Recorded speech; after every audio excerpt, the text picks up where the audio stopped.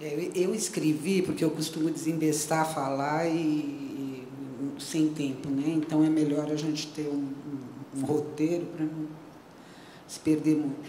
E também porque eu estou aproveitando esse momento para agradecer as homenagens ao professor Vilanova Artigas, em particular essa semana que a FAO organizou aqui, e agradecer a diretoria da faculdade, né, a professora Ângela Flagin e Maria Ângela Flagin, e o professor Ricardo Marques, a comissão organizadora dos eventos, o Arthur, a Maria Cristina Leme, o Leandro Medrano, a Marta, mas queria agradecer mais especialmente a Leninha Ayub, a Joana Mello e a Eliana, que nos aturou aí diariamente, solicitando material para as exposições e para os eventos do centenário, e que, além de tudo, tem acompanhado e colaborado desde o início, aqui dentro e lá fora, essa movimentação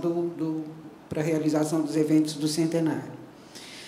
Bom, como a gente está tratando do acervo do arquiteto, que integra em parte, no futuro integrará plenamente, na sua totalidade, a coleção dos documentos do acervo, na Biblioteca da FAO, eu vou pedir licença para vocês para contar um pouco da história dessa papelada e tentar seduzir as pessoas presentes e as instituições presentes para um projeto de transformar ele naquilo que é um acervo de arquitetura grande, possível, acessível, né? Que eu acho que é um pouco o que a Eliana colocou no final da fala dela.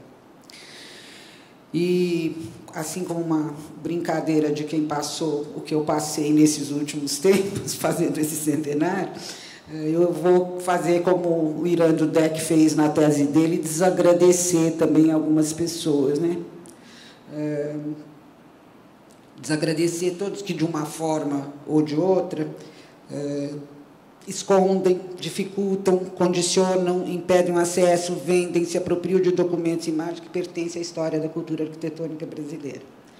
Então, eu acho que, nesse processo, muita gente sentou em cima do que tinha, pela relação com Artigas, etc. E isso é uma coisa que a gente fica absolutamente chocada, porque a gente está, não só nós, mas as famílias dos outros arquitetos que têm acervo aqui na FAO, que tem a coleção de documentos aqui na FAO, abrem generosamente para que todo mundo tenha, e, de repente, tem um fulano lá sentado em cima de meia dúzia de fotografias, sei lá, ou do que não acho que aquilo vai transformá-lo talvez, uma celebridade, né? Não sei qual que é a psicologia desse processo.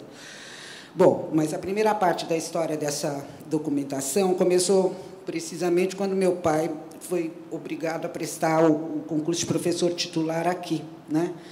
E ele tinha que fazer uma comprovação do currículo dele, de arquiteto e de professor, para a congregação poder analisar e ver se ele estava apto para prestar o concurso. Isso daí é uma coisa que aparece no documentário e é uma coisa que a gente retoma hoje nesse momento vida e obra, né? Para organizar esse material, o Artigas chamou um arquiteto recém-formado na época, que era o José Luiz Teles, que selecionou a documentação que ia ser apresentada naqueles memoriais imensos, e essa foi, rigorosamente, a primeira organização e identificação feita dentro do arquivo do Artigas, que foi encaminhada em cópia xerox para a escola em 1984. Então, isso, vamos dizer que talvez seja a primeira documentação, ainda que em cópia, do existente, de uma pequena parte do existente nesse arquivo. Quando meu pai morreu, a família se reuniu para decidir o que ia fazer, principalmente com o conjunto dos projetos arquitetônicos que estavam depositados no escritório dele. A gente também estava organizando, na época, uma exposição que foi feita no Centro Cultural São Paulo, e começou também a lidar com esse material, uma exposição em homenagem a ele, que, na realidade, era uma exposição que era para comemorar os 70 anos, mas ele resolveu morrer antes dos 70 anos, a exposição acabou sendo uma homenagem pela vida e pela lembrança dele. Então, a gente se reuniu e a minha mãe tinha passado, Virgínia Artigas, tinha passado todo esse processo dos últimos 4 anos, 5 anos, de 80 até 84, quando ele fez o concurso, aguentando uma tensão muito grande do Artigas em relação à direção da Faculdade de Arquitetura e Urbanismo. E ela foi, junto com um amigo muito próximo dele, o saudoso Miguel Juliano, que resistiram de que a gente passasse esse material para a FAO, porque ela achava que a direção da FAO, naquele momento, não era merecedora de receber a história do Artigas. E, nesse processo, a gente acabou, até muito por incentivo do Miguel Juliano, que foi o primeiro presidente, acabou criando a Fundação Vila Nova Artigas. Bom, a Fundação começou a funcionar com uma verba levantada com a ajuda do Fábio Magalhães, na época que era secretário do Ministério da Cultura, na gestão do ministro Celso Furtado. E teve também um pequeno apoio da Secretaria de Cultura do município quando foi realizada a exposição no Centro Cultural São Paulo, que teve a curadoria, além da minha curadoria, a curadoria da Glória Bahia e da Dalva Tomás também. Paralelamente, nós três, inicialmente, a gente começou a desenvolver uma pesquisa e identificar o material dos projetos. Contratamos 2 estagiários, um o Clóvis Cunha, que foi a Leninha que indicou, e o outro o Álvaro Puntoni, que começaram, então, a abrir essas caixa por caixa desse material, rolo por rolo, identificar todos os documentos num caderno, que eu acho que veio para cá também, não veio, Eliana? Num caderno, anotando, enfim, tentando dar o grau de importância ou se verificar se estava construído, modificado, alterado, que tipo de projeto era, se era projeto de prefeitura, executivo, etc, etc. Enfim, eles fizeram o levantamento, eu acho que praticamente em 100% do material que estava no escritório. E esse levantamento é que foi utilizado mais tarde para a gente fazer a passagem dessa documentação que está depositada aqui na FAO desde 2000, na realidade, né? Bom, a Fundação teve alguns momentos brilhantes, logo no começo, todo mundo animado, mas sofreu principalmente com a falta de fundos, porque a gente é louco o suficiente para fazer uma fundação sem fundos, e a dificuldade de existir com base num trabalho que era praticamente só um trabalho voluntário, né? O trabalho sobre o acervo nos 22 anos de existência da Fundação foi muito bom do ponto de vista não da guarda do material, isso muito pelo contrário, mas bom do ponto de vista da produção de teses, dissertações, etc., que partiram da análise desse material que estava lá.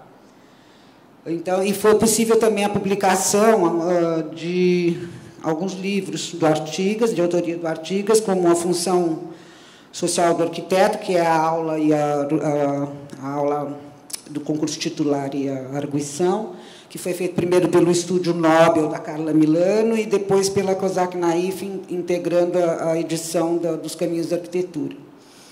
Depois fizemos uma segunda edição do Caminho da Arquitetura pela Pini, com a ajuda do incentivador, colaborador, diretor da Fundação Eterno Presente, o Mário Pini, que, na época, também pôs à disposição, de alguma maneira, a revista AU para divulgação dos trabalhos da Fundação.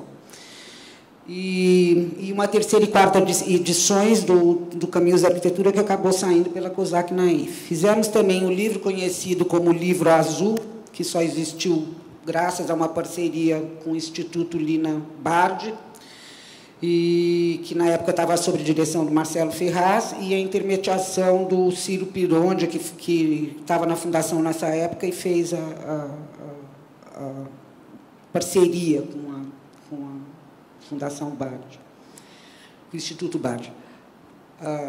Mas a gente percebeu também nesse processo um outro lado, que era a dificuldade de mexer adequadamente e abrir essas caixas com esses projetos dobrados. Tinham alguns que, por traça ou bicho, não sei o que havia comido, quando a gente abria, ele fazia crack, crack, crack, quebrava na mão da gente em pedacinhos, porque a dobra do vegetal tinha sido comida por alguma barata reacionária, não sei, alguma coisa do tipo.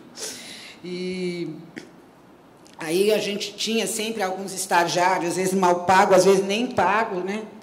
Que iam lá meio de voluntários, que podem testemunhar essa história, como é o caso do Fábio Valentim, que foi quem passou por um banco de dados daqueles primitivos, que ainda era naquele disquete preto, a primeira relação de obras do Artigas que estava no escritório. O fato é que isso era um obstáculo que a gente começou a ficar preocupado, porque a gente era obrigada, quando os pesquisadores iam, a abrir esse original, levar numa copiadora, fazer uma cópia heliográfica, e a gente ficava acompanhando, olhando, né, para ver se o cara da cópia heliográfica esticou direitinho, se, enfim, tinha que ter uma vigilância, e então a gente chegou à conclusão que a gente não tinha a infraestrutura necessária para manutenção e divulgação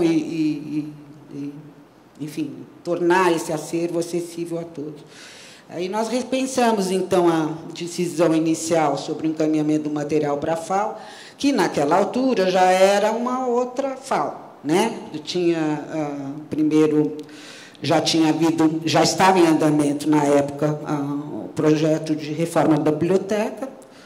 O diretor da faculdade era o querido Júlio Catins, que também estava envolvido com a gente nessa história de fundação, de material e tudo.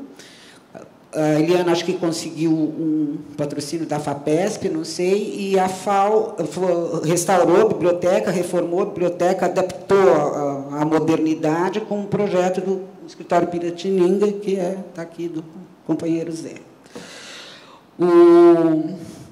Bom, o trabalho de tratamento do acervo, na época, quando veio para cá, já era na gestão da Maria Ruth, né? Que também se envolveu bastante com essa coisa, acabou indo até para Portugal, numa exposição junto com a gente, etc. Aliás, nesse catálogo tem um texto da Eliana que explica o catálogo que chama Vila Nova Artigas, as casas como as cidades, um catálogo que acho que deve ter na biblioteca, certamente, tem um artigo da Eliana explicando qual era esse projeto, que já tinha uma verba da Viter, né, para começar essa higienização e preparação do acervo e da construção da guarda dos acervos, em geral, dentro da biblioteca. Mas, nessa passagem, a gente fez isso, enfim, ficaram conosco os documentos escritos, manuscritos, recorte de jornal, estudo, ficha, correspondência pessoal, institucional, comercial, tudo aquilo que, na realidade, não tinha sido ainda identificado e organizado. Nesse meio tempo, também, minha mãe faleceu e deixou de herança para mim, literalmente, uma mala de fotografia, assim, com montes de cópias de fotografia, negativos, etc., de gente que alguns eu conhecia, outros fui incapaz de reconhecer, mas, enfim, era uma coisa que tinha toda uma parte da juventude deles, viagem aos Estados Unidos, cartas, etc., etc., que também pertenciam a esse conjunto. Então, isso acrescentou um pouco mais de papel e de história nesse conjunto, né? Bom, ao mesmo tempo, a gente também tinha feito 2 exposições, livro, etc. Também se juntou a esse material, fotografias novas tiradas para o livro, filmes feitos para coisa, enfim, aquilo, em vez de diminuir, cresceu nesse período.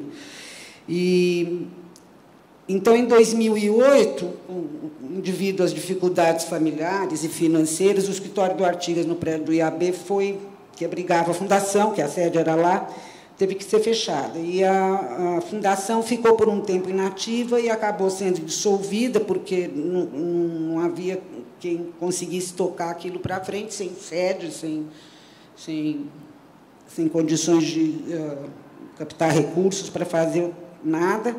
Então, eu levei para minha casa caixas e caixas, pastas e mais pastas, além da mala da minha mãe. Não, a minha mãe não era uma mala, estou dizendo, é a mala literal, de documentos textuais e manuscritos. Bom, sem saber exatamente o que eu ia fazer com tudo aquilo, eu comecei a limpar as caixas no sentido de tirar, que tinha muita cópia xerox, 3 cópias do mesmo texto, e comecei uma organização básica e ia meio que a separar esse material por assunto.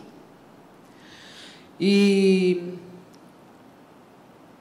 é claro que eu já conhecia esse material de 20 anos antes, quando fiz a exposição, tudo, mas, como diz o Wally Solomon, né, em um poema dele, a memória é uma ilha de edição. Então, quando eu me deparei com esse material que estava ali, ele me parecia, num novo contexto, uma coisa absolutamente nova. Então, comecei a reordenar tudo, um trabalho que, aliás, não terminei ainda, né, e parece que bagunçou de novo, vai ter que organizar outra vez, e que parece não ter fim, né? E acabei decidindo que o material deveria ser encaminhado para a Biblioteca da FAO, para juntar com a coleção de projetos que já estava aqui, que fazia todo sentido. E, paralelamente, os meus filhos, a Laura e o Marco, foram convocados para me ajudar um pouco nesse processo, e partiu da Laura a proposta de elaboração do primeiro produto, que era porque ela é jornalista e roteirista, uma possibilidade de fazer um filme do tipo Vida e Obra sobre o avô que, aliás, nem ela nem ele conheceram direito, porque eles eram muito pequenos quando meu pai faleceu. E eu, então, enfim, eles começaram a pensar nisso e eu continuei organizando esse material, digitalizando alguma coisa, transcrevendo os originais, porque a letra dele, me desculpe, é infame, e muito pouca gente entende. Aí o Marco, que é arquiteto, começou a insistir que hoje, com técnicas adequadas para digitalização e para publicação dos documentos, em um site oficial, porque vinha pedido de gente que não sabia que o material estava aqui na FAO, então escreviam carta, mandavam e-mail, dizendo, estou fazendo um trabalho sobre a casa não sei o quê, preciso, como todo bom estudante, das plantas para amanhã, né, essa coisa. A gente diz, puxa, está na FAO, não sei o quê. Enfim, é um processo que a gente começou também a, de uma certa maneira, desatender algumas solicitações, porque não tinha como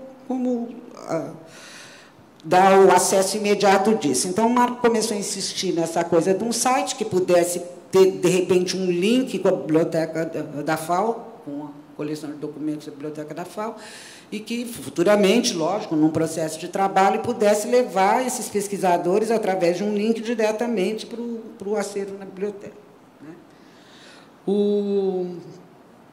Bem, aí, no começo de 2013, a gente se deu conta, um dia, de que o Artigas faria 100 anos, em 2015, então achamos que essa seria uma oportunidade, no sentido de criar um projeto maior, para que essas ideias pudessem se confirmar no espaço, se fazer de verdade esses eventos todos, e incluímos nessa proposta 2 livros, um livro de projetos e um livro infantil a partir dos desenhos do Artigas, e uma exposição que acabou sendo abraçada pelo Instituto Cultural Itaú, e que a gente teve uma participação, eu participei como curadora, mas não tive a participação, vamos dizer, direta na pesquisa e seleção do material. O Marco, aliás, que ajudou. Né? Bom, quando eu vim na FAO pela primeira vez aqui, eu já tinha conversado com a Leninha e a Eliana, a gente tinha feito um almoço lá em casa, né, para falar dos 100 anos, etc. Tal. A FAO ainda estava com aquela lona azul no no teto, aquilo uma coisa que me exasperava profundamente, ficava louca com aquilo, e elas diziam, não, vai dar certo, não vai dar certo, deu certo, né? E a gente marcou com a diretoria da FAO, a Maria Cristina Leme aderiu imediatamente ao projeto, e indicou o Zé Lira, que foi incorporado também ao projeto, e depois resolveu ir para um grande passeio de Paris. Eu também teria ido, se fosse ele, se tivesse oportunidade. E a Joana assumiu o lugar dele e ajudou, tanto a Leninha como a Maria Cristina, como a identificar o material através de umas bolsas de iniciação científica que fez para alguns alunos que foram trabalhar sobre o acervo. O processo foi um pouco atribulado, porque, como a gente estava fazendo a exposição e o livro e tudo, então era um material que ia, que vinha, que ficou uma coisa um pouco confusa e na realidade, esse trabalho foi adiado algumas vezes, modificado, mas ele está indo, vai chegar ao seu final. E o fato é que o centenário teve uma dimensão e um tamanho totalmente inesperado por nós. A gente achava que a gente ia fazer tudo isso, assim, um pouco para ajudar essa passagem, essa digitalização do material que estava em casa para passar para a FAO, e que isso era esses produtos todos, no fundo, eram um meio para ajudar na organização do acervo.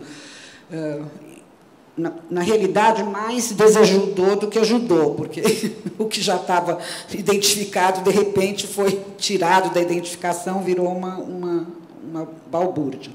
Mas resultou, de alguma forma, um bom material digitalizado, né, da parte das fotografias e dos slides, e também de alguns projetos que foram publicados e foram identificados, que estavam ainda sem identificação, etc.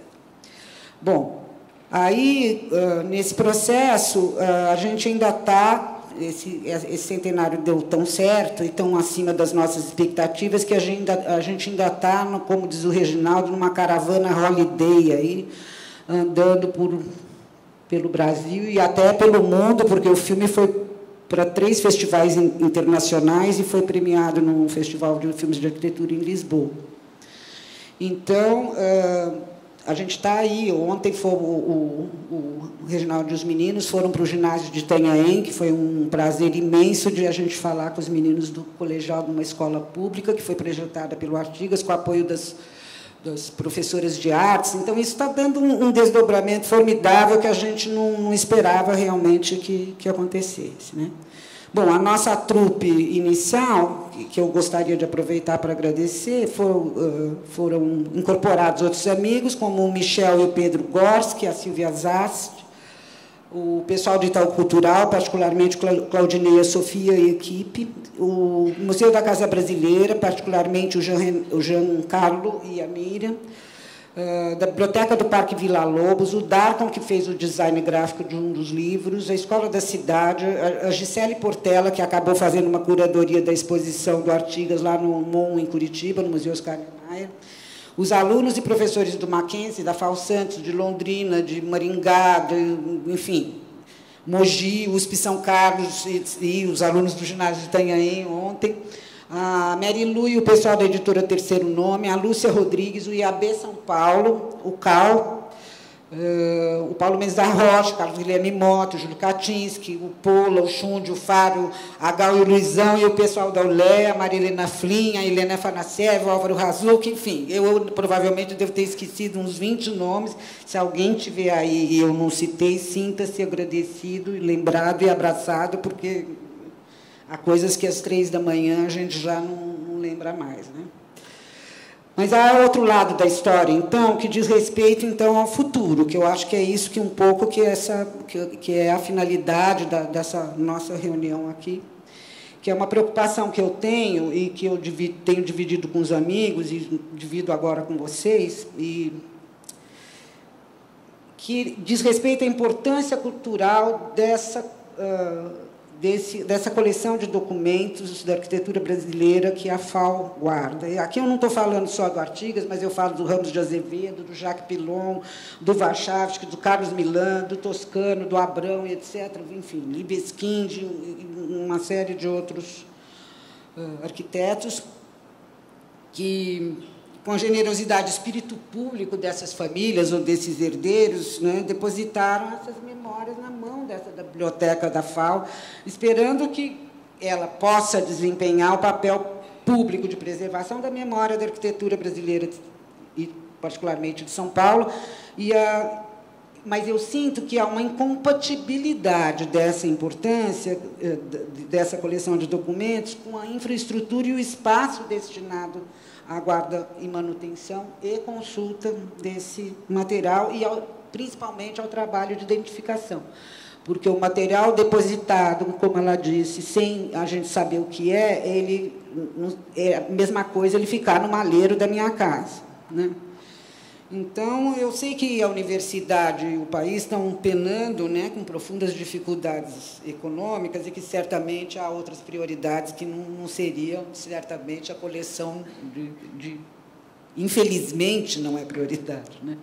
Mas, como eu herdei do meu pai, além da surdez, a mania de apostar um pouco no futuro e nas novas gerações, eu gostaria de um pouco convocar todo mundo, que eu já tenho convocado lá fora, agora aproveito para convocar aqui, para que a gente pense coletivamente na maneira mais rápida, adequada, inteligente e viável de tornar esse arquivo de projetos e documentos do Artigas e de outros grandes arquitetos depositados, preservados e acessíveis a todos, né, a todo mundo. Eu penso que, às vezes, a FAO esquece que existem outras escolas de arquitetura, que são escolas, às vezes, que estão longe, coisa que poderiam estar, de alguma forma, usufruindo dessa cultura arquitetônica. Não é a FAO não esquece, porque a FAO não é uma pessoa, mas a instituição acaba priorizando, enfim, lógico, a sua comunidade local. É o que eu sempre reclamo com elas, que eu nunca vi fazer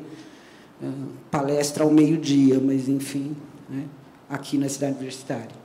Mas, no fundo, o que eu acho é que a FAO, a sua comunidade, os alunos e professores, deviam, então, também estar olhando para essas outras escolas, né? Enfim, e transformar a arquitetura numa coisa que... Outro dia eu estava ouvindo uma entrevista na Rádio USP, acho que era sobre o Oswaldo Viana Filho, ou Paulo Pontes, não me lembro, porque eu peguei começado falando do teatro, e aí eles diziam, faziam teatro para o povo porque faziam o que o povo quer, né? E emenda o Vianinha ou o Paulo Pontes, porque agora eu não sei qual dos dois que estava sendo abordado no programa, diz assim, não, o povo quer saber. O povo não quer simplesmente o que já existe, o povo quer saber. Que coloca essa questão numa questão da educação, vamos dizer, para a cultura arquitetônica, que os arquitetos, me desculpe, falam uma linguagem que o povo não entende. O povo, eu estou dizendo até eu mesma, que sou um pouquinho, eu sou historiadora, também não sou arquiteto, né? Fala uma linguagem difícil, um arquitetês, como diz a Laura, que eu me lembro, num dos primeiros debates do filme, tinha um monte de arquitetos sentados, que a gente foi ver o copião, e uma pessoa arquiteta, no meio da coisa, levantou e disse assim, que uma convidada, disse assim, mas vocês não falam que o Artigas foi influenciado pelo Frank Lloyd Wright? Aí a Laura disse assim, quem é Frank Lloyd Wright? De sacanagem, lógico que ela sabia. Porque, se isso vai passar no Cine Itaú, as pessoas não são obrigadas a saber quem é Frank Lloyd Wright, não é isso? E não é essa a função do filme, né? É para falar da arquitetura que tem gente comum dentro. Por isso que a gente chamou o cara que mora, o outro que o mestre de obras, o menino que nada. A arquitetura é feita para as pessoas usarem. A arquitetura não é feita para os intelectuais sentarem e falar sobre construção e desconstrução da arquitetura no contexto da pós-modernidade, né, e a globalização, e, enfim, esse palavrório todo que eu acho que a gente precisa baixar. E a função do acervo, então, eu acho que ela pode estar indo como pegando criança pequena, inclusive. Nós tivemos uma experiência com a Mão Livre do Vovô, que foi uma oficina que se fez trabalhando com as caixas de uísque, que meu pai fez aqueles navios, aquelas coisas para os netos. Vocês não têm ideia dos aviões maravilhosos que esses meninos fizeram nessa oficina, com caixa de papelão velho, que virava hélice e tudo em cima de um discurso que era um discurso antigo. Então, crianças de 5, 6 anos de idade. Então, a gente precisa parar com essa coisa de achar que os arquitetos são, como dizia meu pai, só os deuses podem entrar lá, né? Ironicamente, é claro. Deixar que esses arquitetos sejam deuses e jogar isso um pouco mais público, um pouco mais para todo mundo, porque tem uma questão de falar do espaço coletivo, tem uma questão de falar da vivência, da democracia, do saber, do pensar o futuro, de construir planos, de saber o que vai acontecer amanhã. E, nesse momento que a gente vive, que a gente não sabe o que vai acontecer amanhã, eu acho que parte vamos dizer, do resultado positivo que teve o centenário do Artigas é porque a gente trouxe uma pessoa de uma geração, que não é só ele, que pensava no que ia acontecer amanhã, né? Então, eu acho que a gente podia se juntar, nós lá fora do Vaticano, da bolha da cidade universitária, né? E com as instituições dos arquitetos nos ajudando. Hoje a gente tem o CAL, tem o IAB, a gente pensar um pouco como organizar uma maneira desse material que, enfim, eu e as outras famílias tão generosamente doam à biblioteca, com a intenção de que ele seja guardado, preservado, mas que seja principalmente público e acessível, né? Principalmente com a tecnologia que a gente tem hoje disponível. Bom, era isso que eu tinha para falar. Muito obrigada. De novo.